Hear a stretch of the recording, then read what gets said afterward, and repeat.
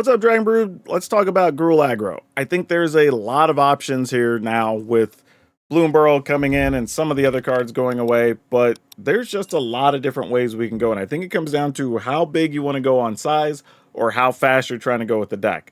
And honestly, per size, I think now Gruul has or per cost, I should say, now has the best size creatures mana cost for mana cost. So this should be pretty powerful overall. And I also want to give credit to Yeoman5 because I checked out his list and we were pretty close, and I did steal one idea from him with his deck as well. So credit where it's due. But going down this list, we're going to start talking about Ansrag the Quake Mole. This is one of the big cards people love to play when they're playing Gruul. And I think, honestly, with us having a few mana creatures early, being able to just roll into this is pretty powerful on its own, especially if you have a way to protect it. We're back to playing some Bloated Contaminator because Bloated Contaminator is just a sweet card. It's a 4/4 for 3, and we have a couple of 4/4s for 3 now. So your 3 mana value, you can cast these pretty easily and really get some big damage in. And now, don't be wrong, before we did have Polakranos, but that required 3 green, so unless you were playing mono green, it wasn't necessarily the choice you wanted a lot of the times. Also kept you from playing so many colorless mana. This actually fits in well, along with another card we're going to talk about here in a second. Now, if you want some top-end stuff for the Gruul deck, this Dragonhawk's actually pretty sweet. This is a way to get some extra damage right off the top, right? And we're going to have several creatures that are power 4 or greater, so you should get to see quite a few cards with this. At least that's the goal, right? And if you get to see like 3, well, then that's 6 damage, even if you don't have the mana to cast those spells off the top. Then after that, once you're attacking, that probably ends the game at that point if you've done any significant damage earlier in the game. So we'll see what happens here. Evolving Adaptive oddly becomes a good, or I say better card now, because you do have so many things that are going to be efficiently 4 and 5 toughness. So this could easily get to a 4/4 without a lot of work. Hajar, this is a fun one because, and this is the idea I took from Yeoman5, because the more I thought about it, this makes a lot of sense, right? Because we have stuff like Ansrag and the Dragonhawk, those happen to be legendary. So if we want another way to protect them, Hajar is really good at doing that. Additionally, Hajar also just happens to be a 3/3 for 2, again, being good in size to trigger some of our other cards that want you to have a bigger creature. It just does a few different things, but also allows it to play stuff like Hugs, right? Hugs is another good card here because it's a 4 mana 5/5, again, super efficient for the cost, right? 5/5 size for 4 mana. But even better is if we're later in the game, you can just pay 6 or pay 7, and now you have access to a couple of cards till the end of your next turn. So you don't even have to worry about playing them right now, which is awesome because usually your opponent's going to have to make a decision to deal with your current board, and you're going to have a couple things waiting to just hit the battlefield immediately right after that. So love what this card brings to the deck. Of course, we're going to play some Outcast or Trailblazer. Just makes it easier for us to cast some things, but it is a way to get extra cards in hand because we only have a couple of ways to get our hands on some more cards here. Scrap Shooter. This is the other 3 mana 4/4 I was talking about.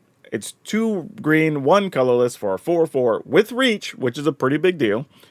And you can give your opponent a card when you cast it to be able to destroy an artifact and enchantment. What I love about this card so much, actually there's a lot. One, sizable body. Again, being able to trigger some of your cards, big deal. But being able to get rid of artifacts and enchantments without having to dedicate those slots to something else and allow you to just smoothly play a creature deck and have another beatdown creature here, it's such a big bit of value. So love that here. And we have 3 Sharp-Eyed Rookie, which again, you want to have things that can keep making this larger, right? Again, we could see the Sharp-Eyed Rookie easily be a 5/5 creature for 2 mana over just a couple of turns. So this is actually super nice too. And it's another way to draw cards, giving those clue tokens. So love that a lot in here. And the fact that it has vigilance is just icing on the cake.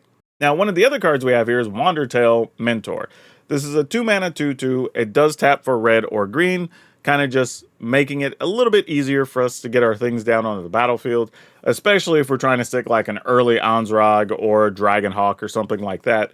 But if we play something that costs 4 or more, we get an extra +1/+1 counter on it.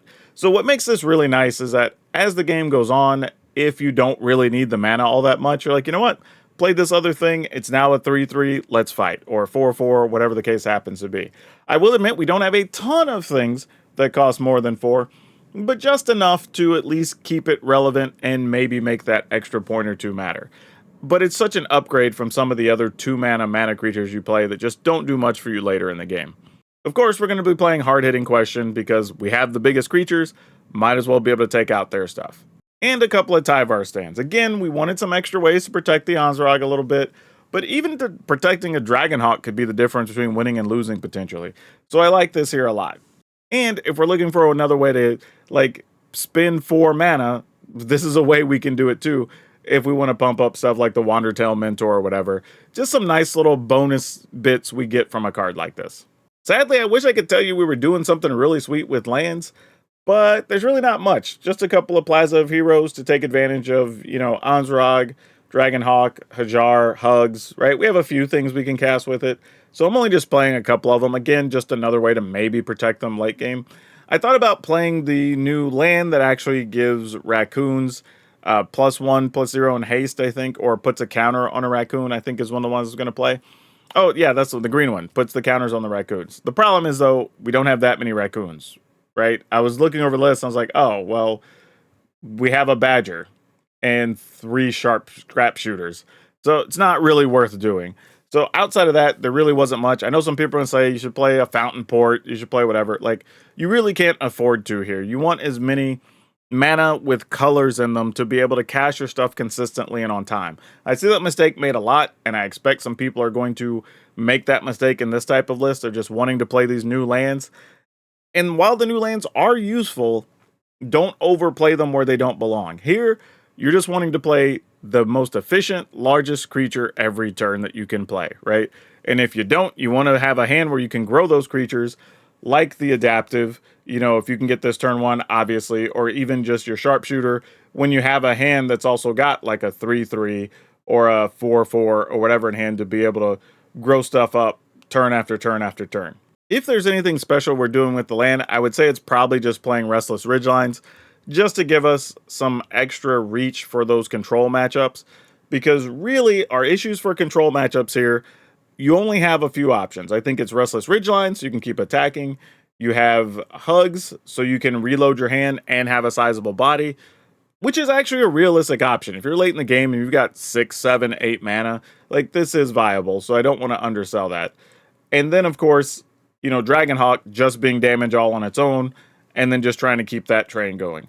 Otherwise, try to hold on to your protective stuff, whether that's a Plaza of Heroes or a Tyvar stand, or even Hajar in some cases, to be able to check your key cards. That's what you're going to be wanting to do here. But yeah, let me know what you think. Are you looking to play Gruul? Is this kind of the type of thing you're thinking of? Are there other new cards I overlooked that I should have in this list?